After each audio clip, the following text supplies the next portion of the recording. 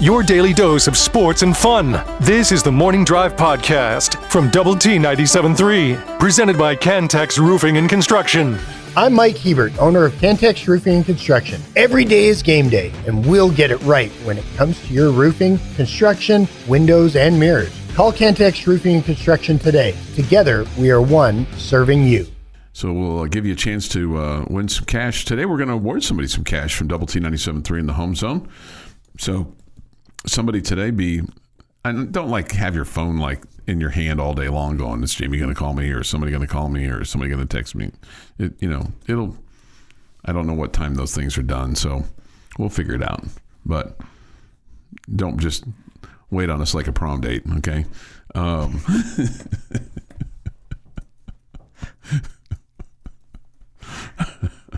you ever heard that term? No, I've never heard that term. Okay, Lucky Lady does that to me sometimes when I'm waiting on the boys to come over or waiting on somebody. She'll say, you look like you're waiting on a prom date. Yep. Well, is that something that happens a lot? You have to wait on a prom date? I don't know. I did not go to prom. I wasn't dating anybody significantly or even anybody at all. And You still can go. Yeah, but that wasn't the way it was. When I was in high school, it wasn't go singleton. That would have been awkward. It's like I didn't need it any more pointed out to me that I didn't have anybody significant to go with by going to the event that everybody was going to be going with somebody to, and go, oh, there's Heinz over there all by himself playing ping pong with the guys that he did in ninth grade at the ninth grade dances. I don't even know if they had a ping pong table set up at prom. My guess is no. I would assume in situations like that, you just find somebody that you're friends with, and you're like, hey, let's just go as friends and we'll have fun. We can go join the crowd.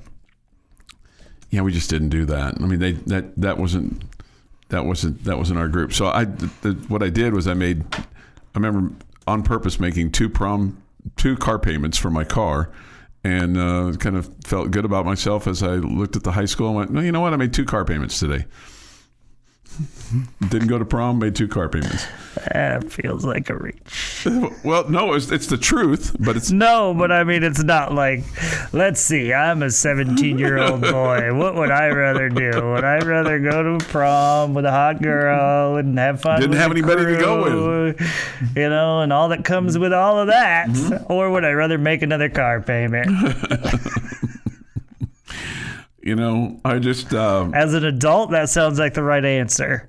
As a 17-year-old boy, that wouldn't have been the right answer for me. This will probably shock you. But as a 17-year-old and 18-year-old, I was pretty mature, much more so than I am today. You stopped at 17 is what happened? I think so. Okay. I think that's where the growth spurt stopped. Yeah, I really was. I mean, I wasn't a carouser or a troublemaker or anything along those lines. I was pretty much straight and narrow.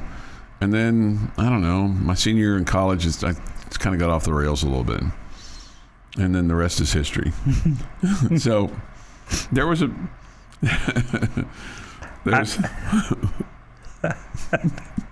you're just not buying much of this. I am not buying much of that, and I will be the first to tell you that even at 50, I do not think I'm a very super mature individual. No, I don't think so either. I mean, me personally, I don't think I am. I was gonna say, not thanks you. for agreeing. No, not you. I mean, I'm talking about. I'll speak for myself. I think I just compare myself to my wife too much, and I'm like way more individual or way more mature than I am, or even not people on our side of the building. Yeah. There's none of them that are mature. Mm-hmm. People on other sides of the building here. Do you think definitely more mature, yes. I think they're mature? Yeah. Okay, so we're kind of giving you this power ranking list of Big 12 teams that this group out of Utah put together, the newbies. They have Oklahoma State as number 1, and they have Utah as number 2, and then they had number 3 as Arizona, at 4 Kansas, and then 5 Kansas State. The thing that kind of surprised me about West Virginia is can Neil Brown do this back to back? I mean, they went 9-4 in a pressure-packed year. They do bring back their starting quarterback, Garrett Green. They do bring back his backup too, Nico Marchioli, I think is. And you're going to act like that's a positive thing? I don't know. That's right. That guy's terrible. Yeah, right. And he beat us. And I'm still bitter about it. Yeah, so it just makes me. I would be stunned if West Virginia won 8 games in the regular season this year. Yeah, I think I have them somewhere around a 7-win team, so I think stunned would be too strong of a word. I wouldn't predict it. Mm-hmm. I wouldn't predict it, but yeah, I think they're a bowl team. They have Iowa State at 7. They cite their big games at Iowa. That's their big. That is, you got to think that's their big rivalry game too.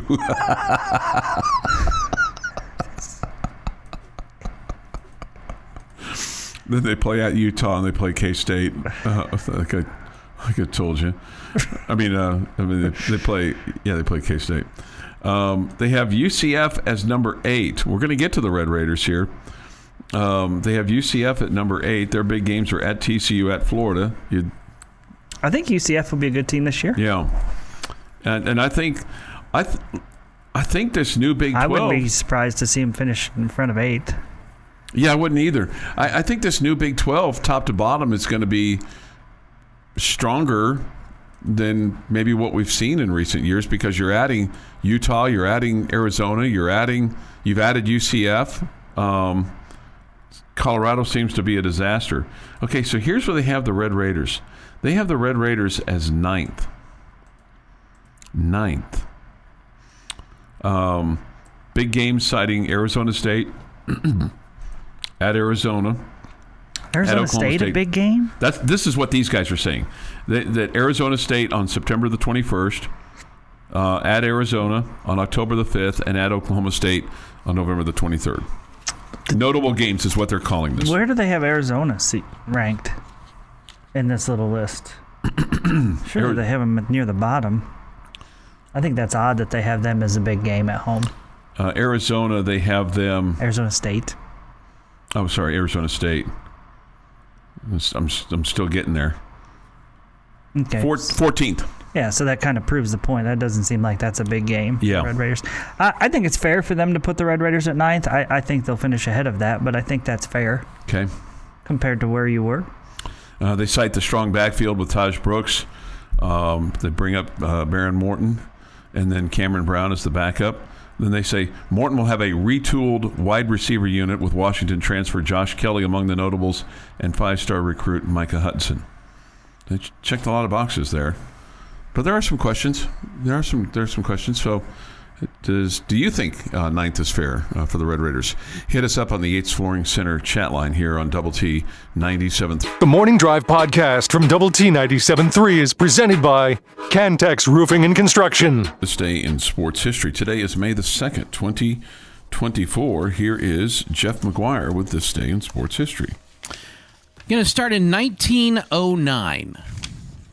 Honus Wagner steals his way around the bases in the first inning against the Cubs. In the first inning. Okay. Sneak attack there. Wonder how he got on base. No idea. Is there a box score I don't know what the best one would 1909? be. I mean, do you want to have him get a single or a hit by pitch or a walk?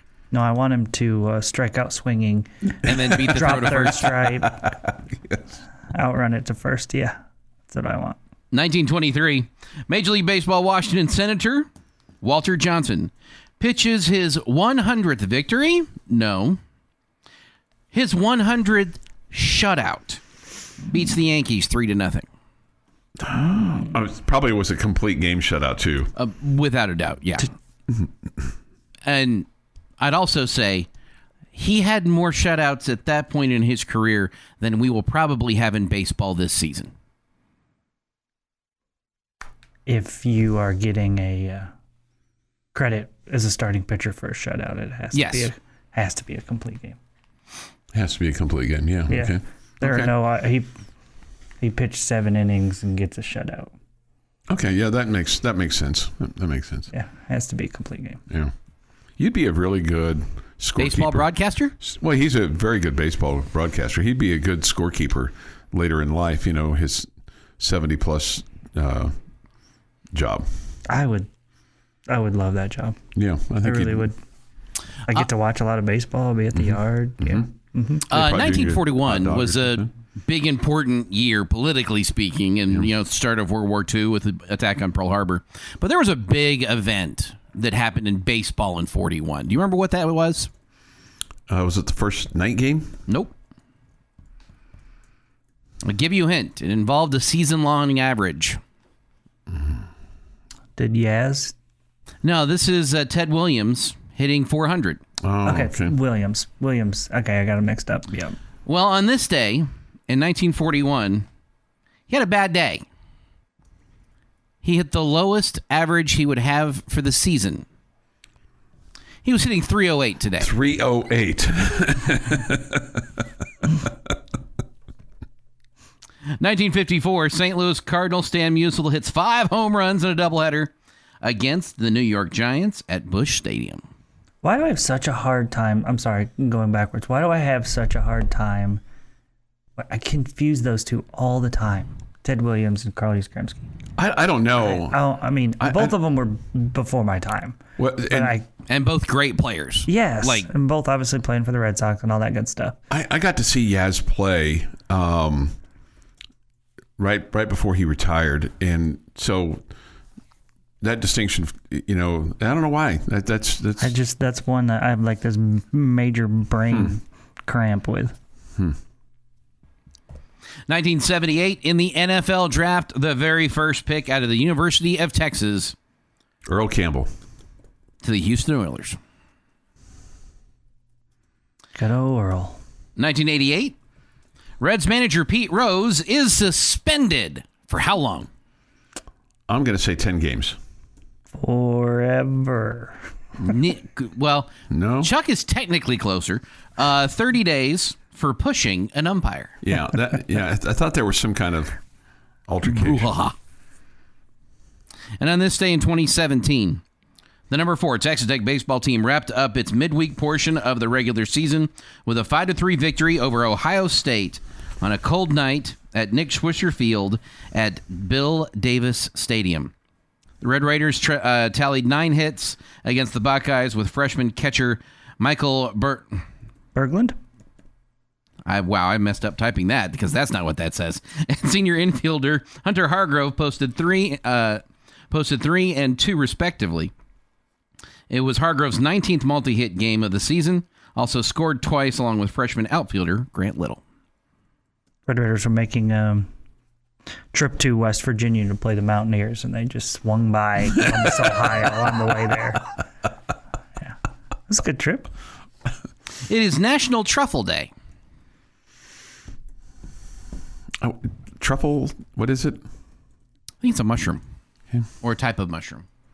A truffle? Yeah. I'm out on the truffle. Like it's a fungus that might not be like a mushroom, but I think it's in the fungus family. Like more some sort of bakery thing. That's there's the chocolate truffle, but this is just the truffle. This is the thing the pigs find. He's spot on. Never doubt truffle, like a double truffle. It's like a mushroom. Truffle. Yeah. He never doubt the deep knowledge of Jeff McGuire. Especially when it comes to food. Well, I know a lot of food, but we should definitely doubt knowledge I bring. Yeah. Or things that he can eat that will make him hallucinate. He's also really good on those as well. Happy birthday. Dwayne "The Rock" Johnson is 52. David Beckham, 49. Paul George, 34. Kyle Busch, 39. Neftali Feliz, 36. And Jared Saltalamacchia is 39. Awesome. Wow, 2 great names there. All right, here's a crazy take for you. Dwayne "The Rock" Johnson. I mean, I'm going to say behind Kevin Costner, my favorite actor of all time. There are more movies that he has made that I thoroughly enjoy than any other actor besides Costner. Do you have any of them that you like, Jeff? Of The Rock's movies? Yeah. Oh, yeah. Yeah. I'm not denying The Rock's talent. And it doesn't matter if I denied The Rock's talent, as he would tell me. You're not ready. Never mind. I don't. I've never quote. Watched any of his wrestling. That's a wrestling quote. Hey, one other birthday. Lucky Lady has a birthday today, so happy birthday to happy her. Birthday, Lucky Lady. And on this day, 1931, President Herbert Hoover officially dedicates the New York City's Empire State Building, pressing a button in the White House that turns the building lights on. Now, Hoover's gesture, of course, was symbolic. While the president remained in Washington, D.C., someone else actually flipped the light switch. And that is this day in sports history. Right. It's time for our lucky local winning word this morning from Double T 97.3 in the Home Zone. Making your house a home. We're giving away money twice a week, Tuesdays and Thursdays. So that means today. And then on June the 20th, we're going to give away $2,500. Just trying to give you a little extra cash to put in your pocket to do whatever it is that you want to do with it. It's all from Double T 97.3 and the Home Zone, making your house a home every single day at 50th in Indiana. Okay. We do this at 6:45-ish, which now it's 6:52, 8:45 and 4:45 in the afternoon during Tech Talk. Today's lucky local winning word at 6:52 is Seminoles. Seminoles, Seminoles, Seminoles. I always liked the Seminoles as a kid growing up. It's probably because of the horse and probably because of the colors. I liked USC as well. Similarly, horse, colors, things along those lines. Seminoles is your lucky local winning word this morning at 6:52. So go to doublet97.3.com. Get entered to win. This is a local contest, not a national deal. So the money is given away to folks that stumble around right here in Lubbock, Texas. Even the ones that don't stumble can win. That's good. Okay, so you can just be a regular walking around dude or dudette, and you can win some cash from us in the Home Zone. It's 6:53 this morning here on the Morning Drive. With regard to the Honus Wagner note, we get this from the Yates Flooring Center chat line. They probably intentionally walked him and it made him mad, so he stole his way around the bases. Makes for a better story anyway. Yeah, no doubt. I like it. Yeah. Yeah. Pepsi Man weighs in from Fort Smith, Arkansas. Well, thanks for weighing in, and thanks for listening on the Double T 97.3 mobile app presented by Happy State Bank. Pepsi Man, travel safe today, young man. The Morning Drive podcast from Double T 97.3 is presented by Cantex Roofing and Construction. I thank you for being with us today on Lubbock Sports Station, Double T 97.3. Ranger baseball today at 1. I had just one more baseball question, but before I do that, we'll take caller number 1 to get some baseball tickets, and we'll do it this way. If caller 1 needs 4, you can have 4. And if not, then we'll have some more to give away as well. I still have another pair after that as well. So if you need 4, you can have 4. If you just need 2, just take what you need. But we're not going to give you 3. So if you need 3, then you got to find a friend or have your kid find a friend to take to the game with you. Okay, or you can. If you're the mom, you can send everybody to the game. You can have a few quiet hours, or if you're the mom and you want to go to the game, you can send everybody home and you can go to the game and take some of your friends. Whatever you want to do. Okay, it's completely up to you. There's no restrictions on this, JB. You telling me they can do with the tickets what they want? They can. What a novel concept. 806-771-0973, Visual Edge IT hotline. Here was my only thought. What caller? 1. Well, number 1. Okay. Yeah, just make it easy. Winners win, right, Jamie? Winners win. Yeah, they do. Yeah, people that get to cross the finish line first, the ones that can get there first win. So here was my one question with regard to Dylan Maxey. It's in listening to the game, I think it was Sunday. It seemed like, because this was after Maxey got dinged, okay? So that he got dinged on Saturday, right? Saturday. He got dinged on Saturday. So that it was after, even in that game and then the next day, it seemed like that Kevin Bazell was just getting beat up behind the plate with balls that were, he was having to defend, balls just in the ground or in the dirt and I just, you just worry about if you have a guy like Maxey out, who replaces Bazell if something happens to him? Davis Rivers is your third string catcher. Okay. Yeah, there was the DH on Tuesday. Okay, so you wouldn't have any. There's limited concerns there. I mean, you never want to lose a guy. No, there's no concern at all. Okay. I mean, I would hate it for Dylan. Yeah. Yeah, and again, You mean you'd hate it for Bazell? That was the one I was referring to. Oh, well, I'm saying I would hate it for Dylan if he wasn't available to play, but right. I don't think you're in a bad spot. And Maxie's a good, I think he's a really serviceable backup catcher and maybe could be your starter next year, and I'd be happy for that too. Okay. Maybe. I don't know, but no, you have Davis Rivers. You got plenty of people. Davis Rivers and Hudson Parker would be the fourth guy, who is also a pitcher for you. But Parker was a catcher and hitter at Midland College before he came to the Red Raiders as well, so it wouldn't be new to him. Okay, that's as I was listening to the game on Sunday, and I kept hearing about. I mean, it just seemed like he was getting assaulted back there with pitches in the dirt, and that's what catchers do. Yeah, I know. I understand that, but I mean, it's like it just seemed like a number of times where the umpire was giving him extra time to kind of collect himself, and it seemed like his fingers were getting dinged up quite a bit. But I think he got hit on the hand once. Yeah. So that's. No, they're in a good squad. Davis Rivers was. I mean, did you see the ball he hit on Tuesday? Yeah. I just had forgotten about him playing catcher. I'm sorry. I just didn't have the depth chart in my head. I guess I need to. Yeah.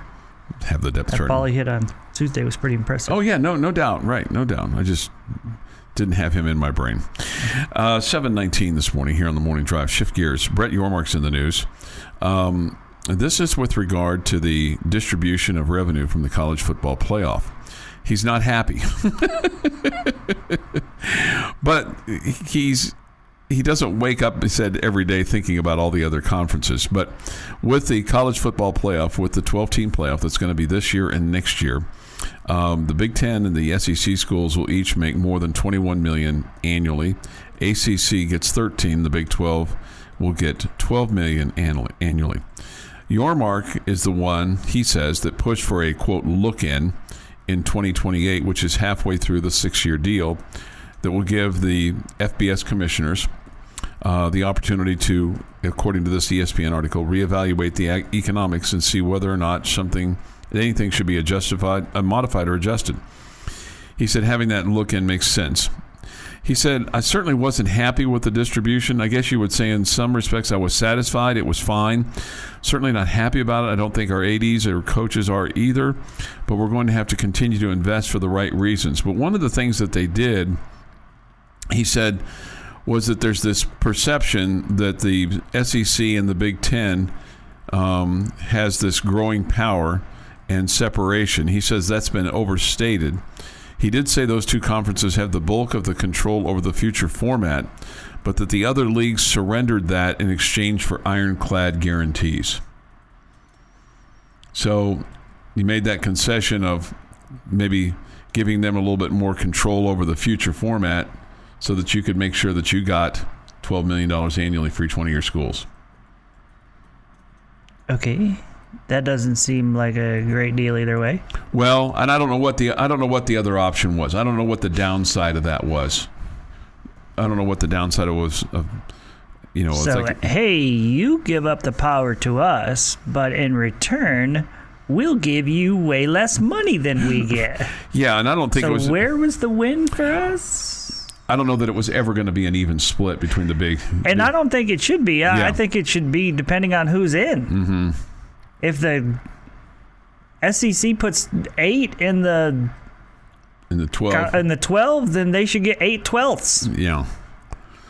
Some might say 2/3. But then, man, that's a pretty big gamble if you're the Big 12 or the ACC. But if fair is fair, right? Yeah, that's competition. Their teams are in. Mm-hmm. Mm-hmm. It just makes it hard if you're trying to do a budget of going, oh, hey, Coach McGuire, you going to be able to get into the college football playoff? Because if not, we're going to have way less money. And are you going to take a haircut too in your program? He also said that there's strong momentum within the room for a 14-team field, and the commissioners did agree that there would be at least, not that this was in question in my mind, but there would be at least 12 teams in the future in the college football playoff. Oh, it was going to slip backwards? I don't know. I mean, that's what it sounded like. So, I mean, I would prefer 16, but 14, I guess, is he said if we end up going to 14 and we can further enhance the championship experience for more teams and more student athletes, that's great. Okay, come on. This is if you expand to 14, this is about your ability to get more money.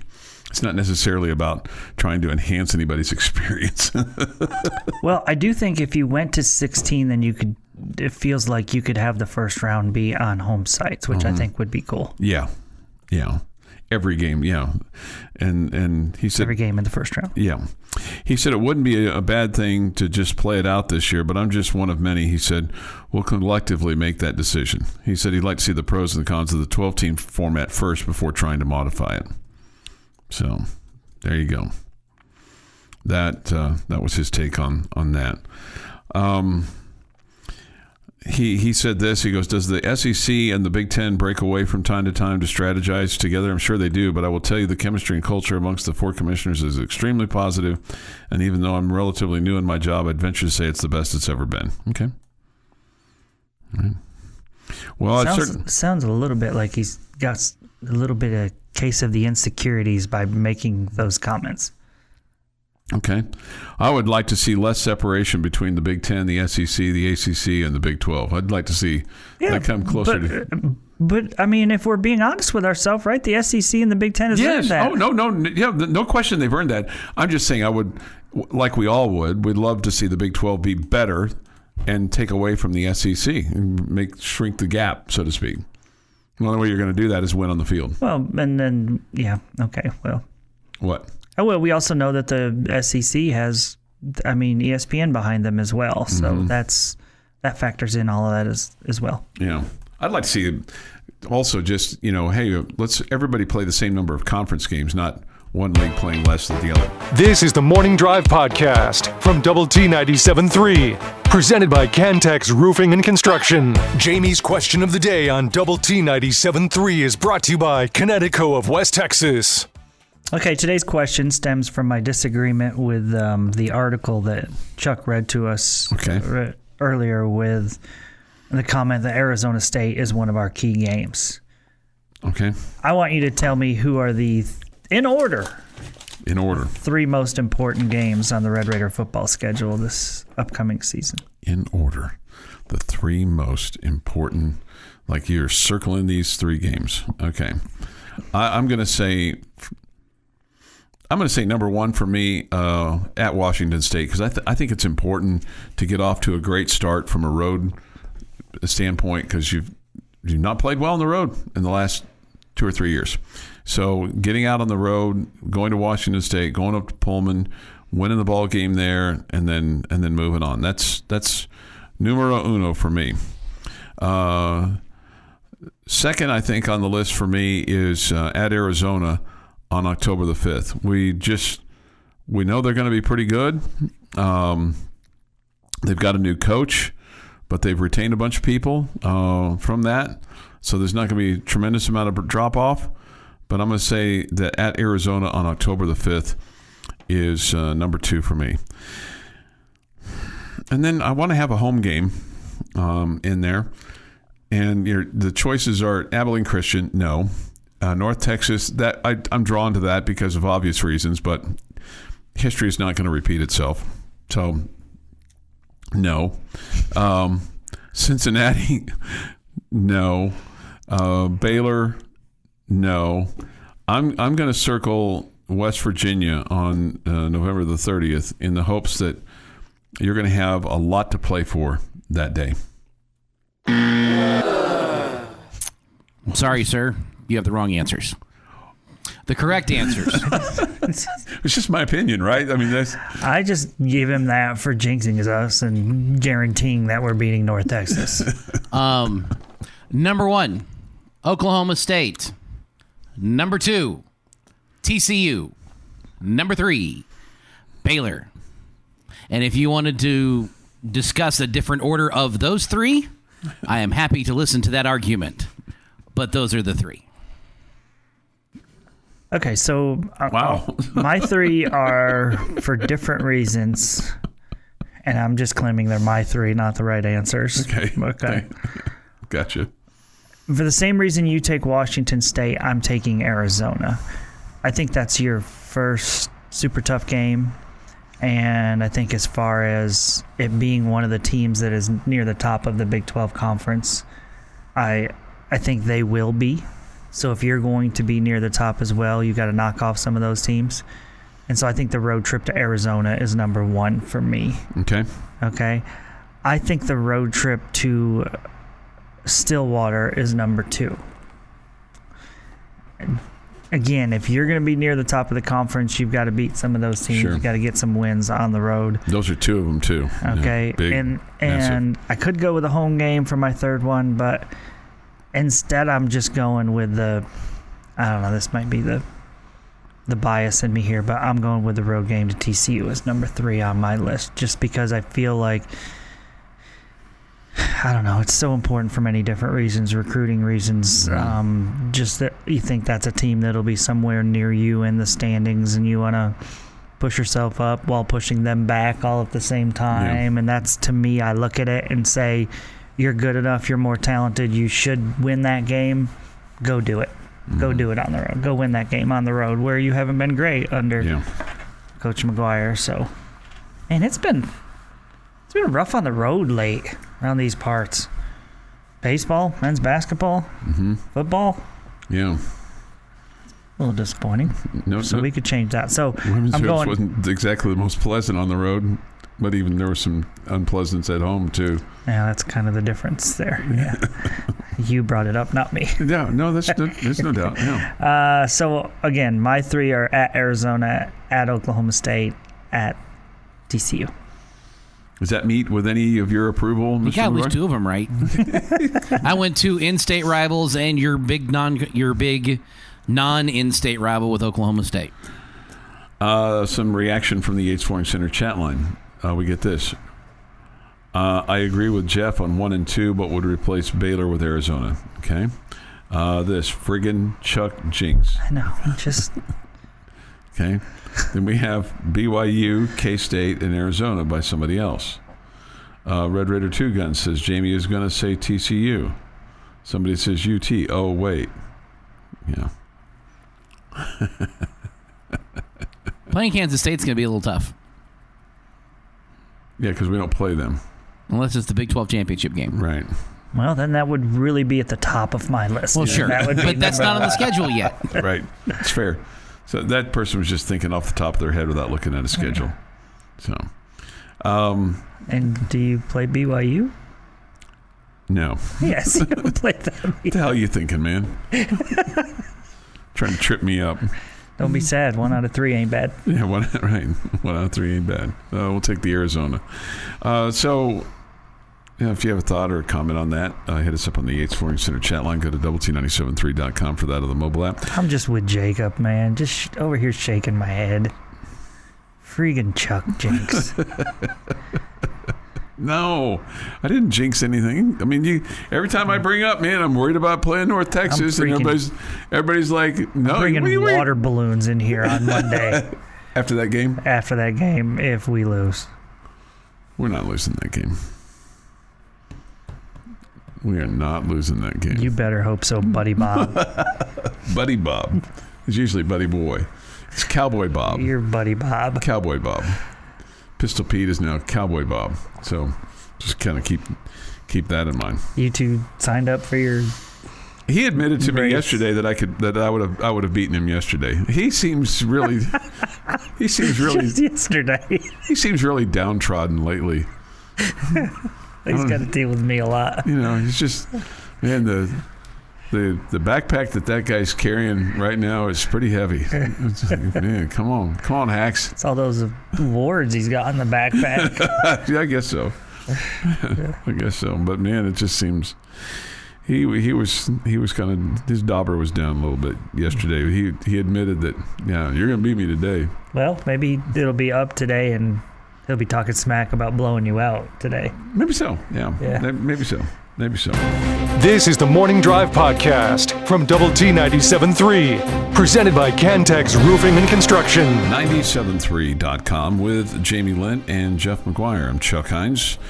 Come to you this morning from the First United Bank studio. And Thanks for your participation so far this morning on the Yates Flooring Center chat line.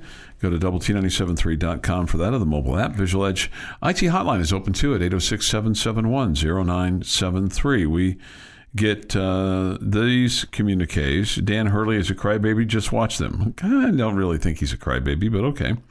I was happy Bud Adams died without a Super Bowl win. Okay. Okay, get it. I want a piece of that turf, that 1 yard of turf that cost them the Super Bowl. I don't need it very long. I don't need it very wide. 1.5 inches. Full yard of turf. Was that a celebration then for you? That moment that they missed the Super Bowl title? Yeah. Yeah.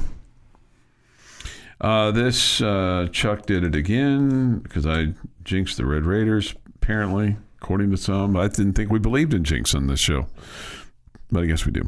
I would think we believe in jinx. Mm-hmm. Yeah. We do? Yeah. Okay, we do. We're definitely superstitious with that. Okay. But we don't believe in just because you lost to a team 12 years ago, you're going to lose to them again. That's different. It's actually now even more. But when you make a statement like we've already run the game and we haven't, then that's a jinx. Okay. And it'll be my fault if we lose to North Texas. Is that what you're saying? Well, I surely don't want to blame it on Joey McGuire. I mean, if we go for it, 4th and 22 from our own 12, and we're up by 6. He's a pretty likable guy. I don't want to put that on him. Yeah. Okay. I get it. I understand. We talked a little bit about Brett Yormark and his thoughts on the college football playoff and expansion and the revenue distribution and things along those lines. They've had these meetings going on, and so that's apparently a small group of reporters got a chance to have just a bit of a conversation with him. But one of the other things that they asked him about was the NCAA basketball tournament, and he said that he would be fine with getting to 76 teams in the tournament. So that would be adding 8 to that. Any thoughts on going to 76 or even further expansion to where we are? What's the reasoning for 8 more? Well, I'm going to assume that if you add 8 more teams, you're going to be able to go back and get some more bite of your television money. I would assume that that's going to be some of it. I would say that the other thing that's the reason. Well, I don't know if that's just okay. So let me figure this out here. Okay, so we have 32 games being played in the first round, in the real first round, right? Mm-hmm. Could there be 64, right? And then we have 4 games being played in the play-in games. That's correct. So would we bump this to 12 play-in games? Well, if you added, I don't. Oh, you said added 8 teams, not 8 games. So, 8 teams. 4 more. Well, so 4 more. So we have a first 8. Yeah. So that would mean that 8 teams would advance out of there. Mm-hmm. So you'd have 2 in each of the regions. Now, if right, yeah, I think so. Now, if they were to say, okay, so I have no problems with this. I again, if the play-in games, in my opinion, need to be 16 versus 15 and 14 versus 13, yes, whatever, yes. But I don't understand how we have some 16 teams that are already into the first round, and we have other 10 seeds that are playing in the play-in. I don't understand. Right. I don't. I would tell you to make it make sense, but it doesn't matter to me. So I would be fine with that. Okay. If you want to play more play-in games, I'm fine with that. He says the conference's 16 coaches are unified in favor of expanding the tournament field. Of course they would be, because it would if you make the tournament, that takes less pressure off of your program, or maybe extends your program another year, and then you have the opportunity to kind of continue to build. he said, what? He said, but what does that number look like with regard to 76? 76, he said, the devil is in the details. He said, I haven't thought about the number, but I'm open to 76. Part of this is, related to the demise of the Pac-12 as the only major conference on the West Coast. Greg Sankey, the SEC commissioner, says this: we are giving away highly competitive opportunities for automatic qualifiers from smaller leagues, and I think that pressure is going to rise as we have more competitive basketball leagues at the top end because of expansion. And the other thing, too, is because of the portal. If you have some of these teams, you have some movement going out west, from kids that left their hometowns or whatever, you're going to have some. You can have some pretty good college basketball teams that get left out on the side. Yormark said the tournament. This is what he said: the tournament is one of the greatest spectacles in sports. Usually a term reserved for the Indy 500. It captivates hardcore fans and casual fans for all the right reasons, and you don't want to mess with something that's great. I agree with that. But if there are chances and opportunities to modify a little bit, to provide more access, to amplify the experience, to look at it slightly different, we owe it to ourselves to do that. I'm a firm believer that from time to time, you've got to put things through an audit. As great as they might look, it makes sense to do that and go through that exercise. Yeah, that's a reasonable statement. Can we backtrack just to one comment? Sure. A lot of really good teams are being left out of the tournament. At the 68 we have now. A lot of really good teams. Are they really? How many teams that have been left out of the tournament since it's gone to 68? Mm-hmm. And I'm willing to bet we could take this to 64, but since we're at 68, we'll go to 68. Had a legitimate shot to win a national title. I'm not sure that anybody. That might have been me that said that. Was that me that said that, or did I say that Yormark said that? Well, I thought Yormark said it. I took it as Chuck saying it. Yeah, that was really more me. But I agree with what you're saying. I mean, that's probably a misstatement by me. If we extended the college football playoff to 16, I don't know how many times the 17th team in the country I felt like had a legitimate chance to win it compared to the other 16 in front of it. Yeah, but with parity and with injuries and things like that, I will tell you this. I'd rather see a 16-team NCAA college football playoff deal, or even 20, whatever, than see some of these meaningless bowl games that are played. Unless the Red Raiders are playing it. I'd rather us be in the college football playoff and have a chance to win the whole doggone thing. This has been the Morning Drive Podcast, presented by Cantex Roofing and Construction. Check out our library of Double T 97.3 podcasts at doublet97.3.com.